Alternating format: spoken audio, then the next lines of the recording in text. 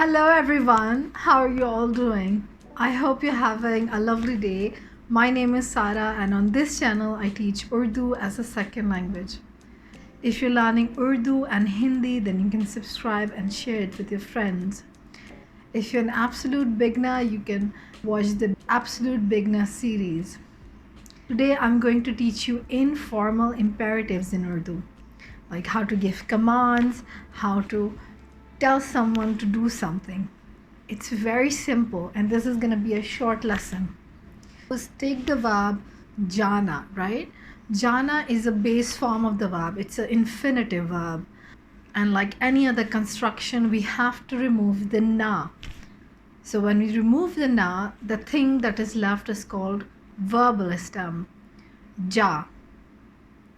So what we'll do with ja is we're going to put suffix with it. So the suffix will be o. Ja, o. Jao. Jao. Go. Jao. Jao. And so this is a command. This is an imperative. This is you telling someone, get out. Or not really in this tone, but just go. Jao. Jao. Yahan se jao. Yahan se jao. Go away from here. Jao. Or let's take another verb, which is ana. Ana, which is, you know what that is? I feel like you do. It is to come. Ana. What will you do? You can write it in a notebook or you can write it in the comment section. You'll put o. Ao. Ao. Come on. Ao. Come on. Mere paas aao. Come to me. Mere paas means to me, near me. Ke paas means near me. It's a postposition. Ke paas. And it is joined with me. It becomes mere paas. Mere paas aao. Mere paas aao. Come near me. Come to me. Mere paas aao. Mere ghar aao. Ghar, do you know what that is? It's a house. Mere ghar aao. Hato. Hato. Hato. It comes from the verb hatna, which is move away. Get out of my way. Hato. This is a casual imperative. That means you can say it to, people who are just of your age, people who are younger than you or lower status. If you want to be respectful, there's another kind of imperative which I'll teach you later in another video. But this is a casual one. This is not disrespectful, but also not respectful. The least formal imperative is just taking the verbal stem and saying hut, hut, hut. That means get away, hut. So you don't even have to put O with it, hut. I don't know if you watch Folk Studio, but there's a very famous song, Che Hut. It's a good song if you're into fast beats. Let's take another verb, karna, which is, as you all know, is a very important verb. Karna, what you can do, karo, ye karo, do this, ye mere liye karo. Mere liye means for me. Ke liye is a postposition.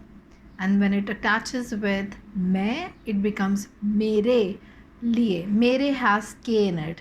मेरे लिए करो. मेरे लिए करो. ये मेरे लिए करो. That means do this for me. कपड़े इस्त्री करो.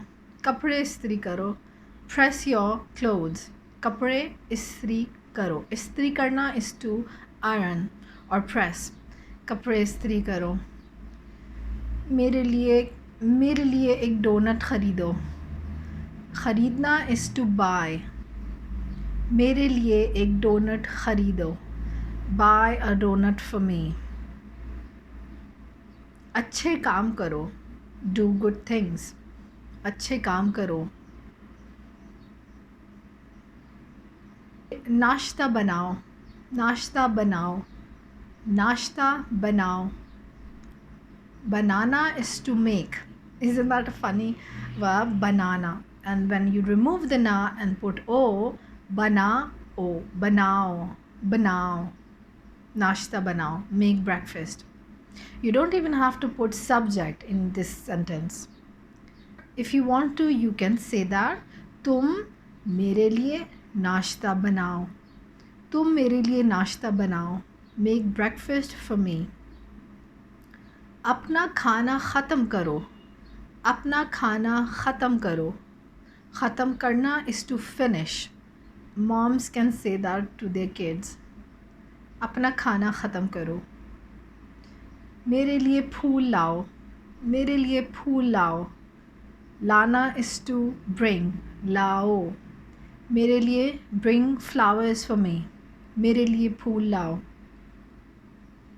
I hope that you now know how to make imperatives in Urdu. If you want to take a private 101 lesson, I teach on these websites. If you learned from this video, please subscribe, and if you want to support me, you can support me on Patreon. I hope you have a lovely day. Happy learning, and I'll see you later. Goodbye.